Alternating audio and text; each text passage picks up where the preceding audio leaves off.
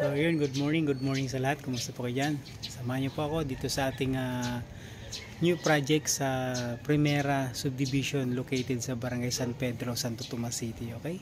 So first day natin ngayon, March 15, 2025. Okay? So kasama natin si Travis.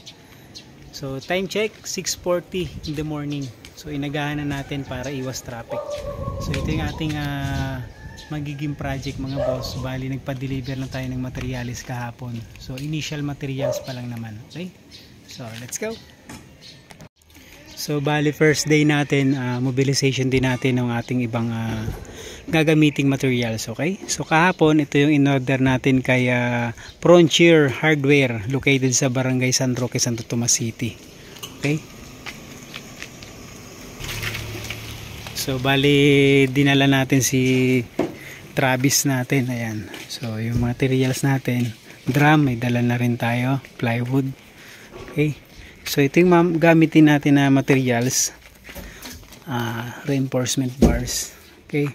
So ngayon, ang plan nito mga boss, bali naka-open below to dito sa pinakang living area. So dito magkakaroon tayo ng slab.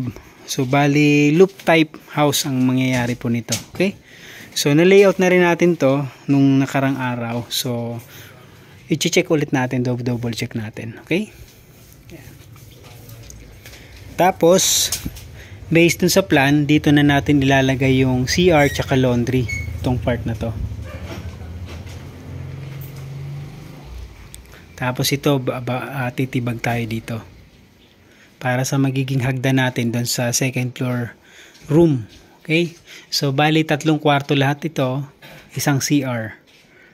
Right? Tapos yung garahe, open garage dito.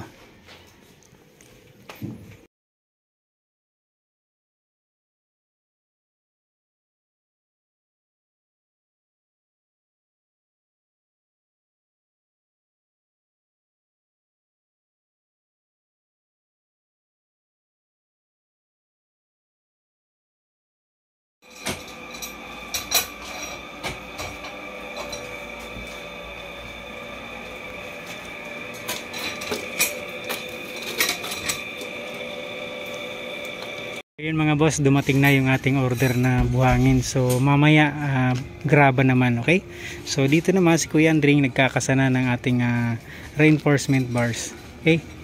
So bali 6 na 12mm yung gamit natin. At the same time, yung anilyo natin kailangan naka 135 degree yung lock. Okay? So ito yung magsisilbing locking system niya. At the same time, alternate siya. Yan, alternate. So after nito mga boss, dadlagay pa dito ng dalawa pang 12mm sa gitna. So ganito yung finish niya. So meron tayo ditong naka-offset na 20 cm para ito dun sa ating magiging paa. Okay, ito yung kakapit dun sa ating parilya. Alright.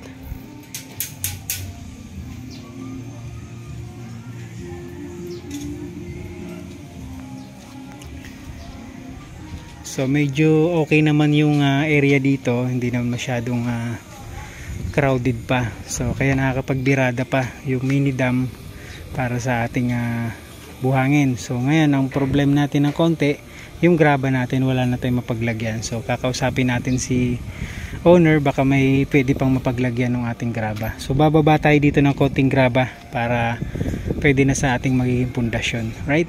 So sa likod naman si Boss Paloma at si Boss Pelit naggagawa ng anilyo at naghuhukay na rin para sa ating magiging pundasyon at poste natin.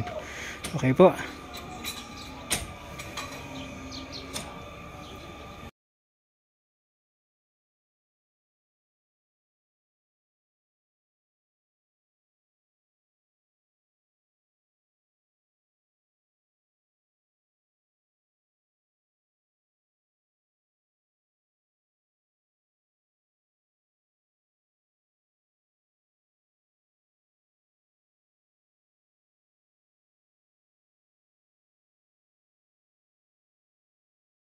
So yun, salamat na marami sa ating delivery.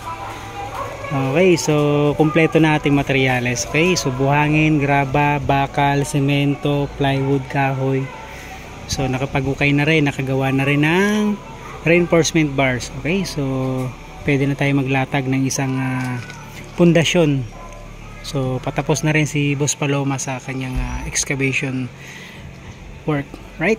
So yun lang po muna mga boss ang ating project update dito sa first day of job, first day of work, Primera Subdivision located sa Barangay San Pedro, Santo Tomas City. Maraming salamat mga boss, ingat pong lahat, God bless.